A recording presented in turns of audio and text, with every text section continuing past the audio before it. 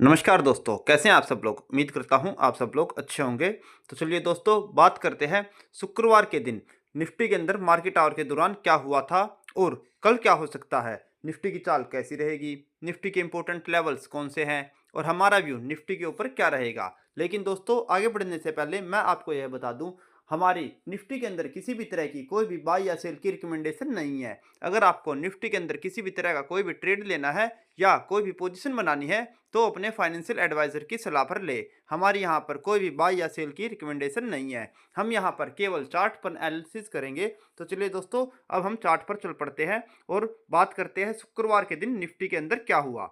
दोस्तों, शुक्रवार को निफ्टी ने अपने 15 मिनट की मूविंग एवरेज के नीचे ओपनिंग की और वहां से एक डाउन ट्रेंड नीचे की तरफ दिखाया। हमने आपको पहले ही बता रखा है, जब तक निफ्टी 15 मिनट की मूविंग एवरेज के ऊपर कारोबार कर रही है तब तक आप बाइंग की पोजीशन में बने रह सकते हैं। अगर निफ्टी 15 मिनट की मूविंग एवरेज के नीचे आकर सस्टेन होती है तो निफ्टी के अंदर सेलर एक्टिवेट हो जाएंगे जो निफ्टी को नीचे की तरफ ले जाने का काम करेंगे। और शुक्रवार को फर्स्ट हाफ में आपको यही देखने को मिला।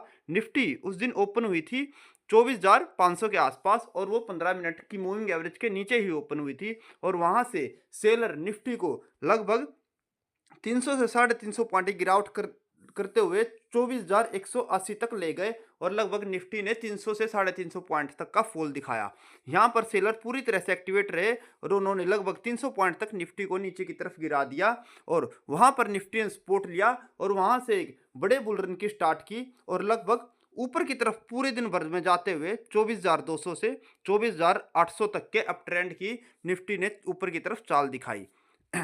गौर करने वाली बात दोस्तों ये है, निफ्टी 15 मिनट की मूविंग एवरेज के नीचे ज्यादा देर तक सस्टेन नहीं रही और लगभग आप टाइम की बात करें तो पौने 12 बजे तक निफ्टी ने दोबारा से 15 मिनट के मूविंग एवरेज के ऊपर आकर सस्टेन होना स्टार्ट कर दिया। और आप देख सकते हैं दोस्तों, ये जो 12 मिनट की 15 मिनट की कैंडल है कितनी लंबी बनी है। अगर जो इसकी बात करें 24,360 से ऊपर की तरफ जाती हुई ये 24,540 तक गई और उसके बाद निफ्टी दोबारा से 15 मिनट की मूविंग एवरेज के ऊपर सस्टेन हो गई और वहां से निफ्टी ऊपर की तरफ ही जाती रही और अप ट्रेंड में ही निफ्टी ने अपना कारोबार किया और क्लोजिंग के टाइम 24,800 के आसपास निफ्टी ने 24,780 के आसपास निफ्टी ने आकर अपनी क्लोजिंग दे दी।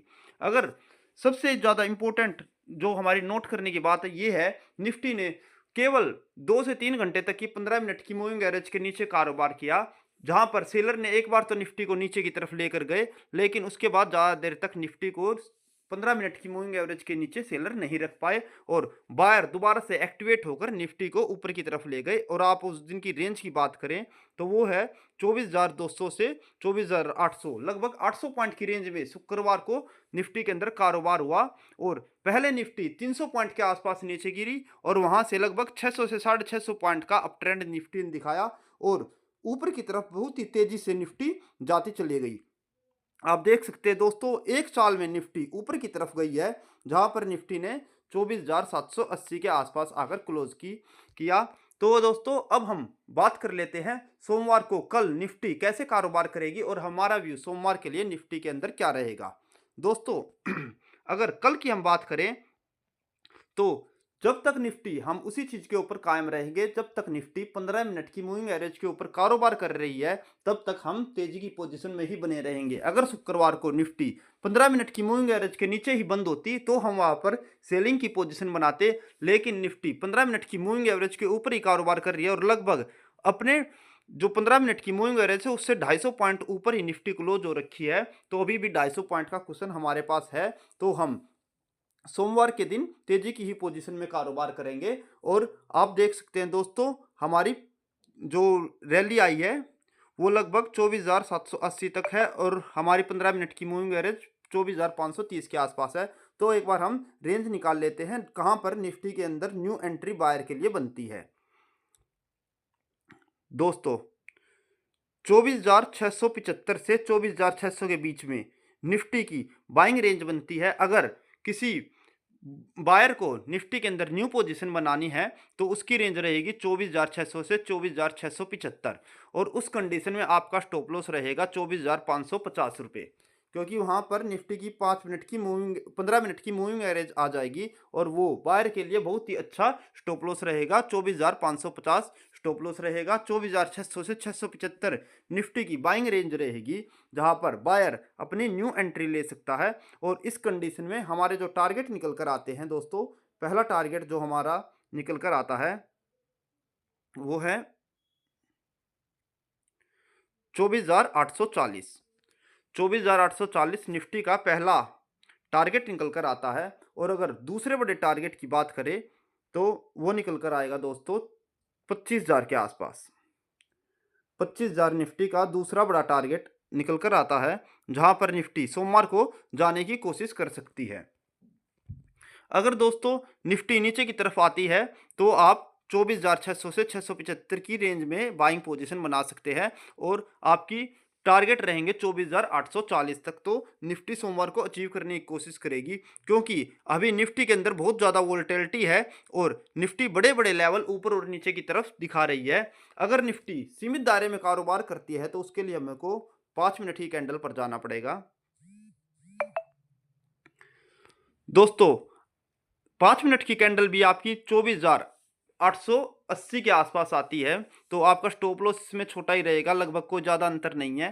30 से 40 पॉइंट का स्टॉप लॉस है। 5 मिनट की कैंडल भी आप देखें और मूविंग एवरेज देखें तो ये 24,800 580 के आसपास है। तो बेस्ट पोजीशन हमारी सोमवार के दिन यही रहेगी, हम एक ही पोजीशन पे कारोबार करेंगे। अगर निफ्टी ऊपर की तरफ ओपन होती है तो हम वहां पर बाइंग या सेलिंग कोई भी एंट्री नहीं लेंगे, जब तक निफ्टी 24,600 से 675 के आसपास नहीं हमको मिलती, तब तक आप अपनी पोजीशन को अवॉइड कर सकते हैं और नई पोजीशन आप ऊपर की तरफ ना बनाएं, क्योंकि हो सकता है निफ्टी 24,800 या 780 के आसपास ओपन हो। अगर वहां से 100 से 150 पॉइंट निफ्टी नीचे की तरफ आती है तो ये हमारी वहां पर बाइंग की न्यू एंट्री बनेगी, नहीं तो आप अपने ऊपर की पोजीशन पे अवॉइड कर सकते हैं अपनी एंट्री को। और अगर आपके पास पहले की तेजी की पोजीशन है तो उसको कैरी कर सकते हैं या उसको संभाल सकते हैं। उस कंडीशन में भी आपका स्टॉप लॉस 24,550 ही रहेगा। तो दोस्तों इन सब लेवल को आप बड़े ही गौर से नोट कर लीजिए। मैं आपको दोबारा एक बार ये अपनी स्ट्रेटजी जो है बता देता हूँ। 15 मिनट की मूविंग एवरेज पर आने के बाद अगर निफ्टी 24,600 के बीच में आती है तो वहाँ पर आप बाइंग कर सकते हैं। आपका स्टॉप लॉस रहेगा 15 मिनट की मूविंग एवरेज 24,550 और आपके टारगेट है ऊपर की तरफ 24,840 और 25,000।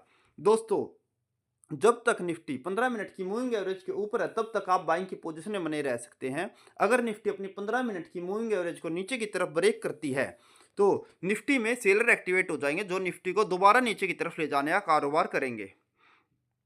दोस्तों उस कंडीशन में आप नीचे का लेवल लगा लीजिए। अगर निफ्टी 15 मिनट की मूविंग एवरेज के नीचे अगर सस्टेन होती है तो दोबारा एक बार 24,200 तक के लेवल को टेस्ट कर सकती है।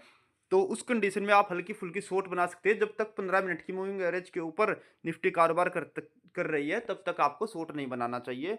और जैसे 15 मिनट के मूविंग एवरेज के नीचे आकर निफ्टी कारोबार करती है तभी आपकी छोटी सी शॉर्ट की पोजीशन बनेगी, जिसमें आपको 200 से 250 पॉइंट नीचे की तरफ मिल सकते हैं। वरना इस स्ट्रेटजी को अवॉइड करें सेलिंग की, आप बाइंग की पोजीशन में ही बने रहें। तो दोस्तों अगर आपको हमारी वीडियो अच्छी लगी हो तो इसको लाइक करें, शेयर करें और कमेंट करें। और अगर आपको हमारा चैनल पसंद आ रहा हो तो इसको सब्सक्राइब करें और बेल आइकन को दबाना ना भूलें, ताकि आगे भी आपको ऐसी यूज़फुल वीडियो देखने को मिलती रहे। धन्यवाद दोस्तों।